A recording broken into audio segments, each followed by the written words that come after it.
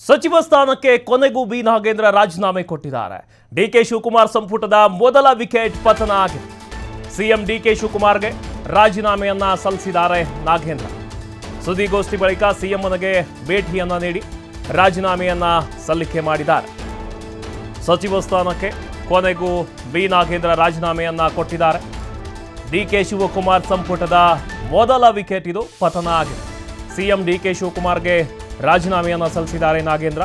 ವಿಧಾನಸೌಧದಲ್ಲಿ ಸುದ್ದಿಗೋಷ್ಠಿಯನ್ನು ನಡೆಸಿದ್ರು. ಬಿಜೆಪಿ ವಿರುದ್ಧ ಬಹಳಷ್ಟು ವಾಗ್ದಾಳಿಯನ್ನು ಮಾಡಿದ್ರು. ದಲಿತ ಅಂತ ಟಾರ್ಗೆಟ್ ಮಾಡಿದ್ದಾರೆ. ಸಂವಿಧಾನವನ್ನು ಕೊಲ್ಲೋದಕ್ಕೆ ಹೊರಟಿದ್ದಾರೆ.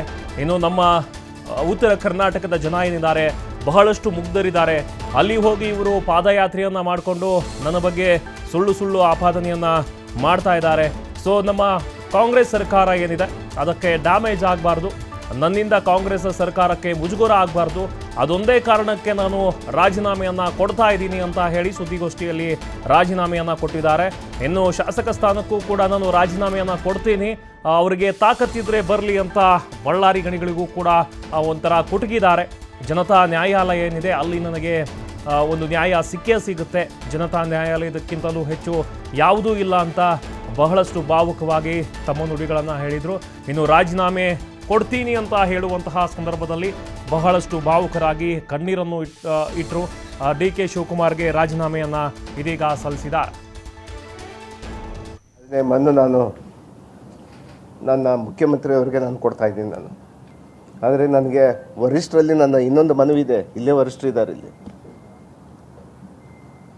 ಮುಖ್ಯಮಂತ್ರಿ ಹಾದಿ ಇಟ್ಕೊಂಡು ನನಗೆ ಆಗಿರುವಂಥ ಅನ್ಯಾಯವನ್ನು ನಾನು ಮನವಿ ಮಾಡ್ತಾ ಇದ್ದೀನಿ ನಮ್ಮ ವರಿಷ್ಠರ ಜೊತೆಗೆ. ನಮ್ಮ ಖರ್ಗೆಜಿ ಸಾಹೇಬರಾಗಿರ್ಬೋದು, ರಾಹುಲ್ ಗಾಂಧೀಜಿಯವರಾಗಿರ್ಬೋದು.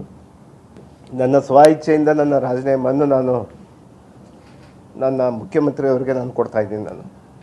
ಆದರೆ ನನಗೆ ವರಿಷ್ಠರಲ್ಲಿ ನನ್ನ ಇನ್ನೊಂದು ಮನವಿ ಇದೆ. ಇಲ್ಲೇ ವರಿಷ್ಠರಿದ್ದಾರೆ. ಇಲ್ಲಿ ಮುಖ್ಯಮಂತ್ರಿ ಹಾದಿ ಇಟ್ಕೊಂಡು ನನಗೆ ಆಗಿರುವಂಥ ಅನ್ಯಾಯವನ್ನು ನಾನು ಮನವಿ ಮಾಡ್ತಾ ಇದ್ದೀನಿ ನಮ್ಮ ವರಿಷ್ಠರ ಜೊತೆಗೆ. ನಮ್ಮ ಖರ್ಗೆಜಿ ಸಾಹೇಬರಾಗಿರ್ಬೋದು, ರಾಹುಲ್ ಗಾಂಧೀಜಿಯವರಾಗಿರ್ಬೋದು.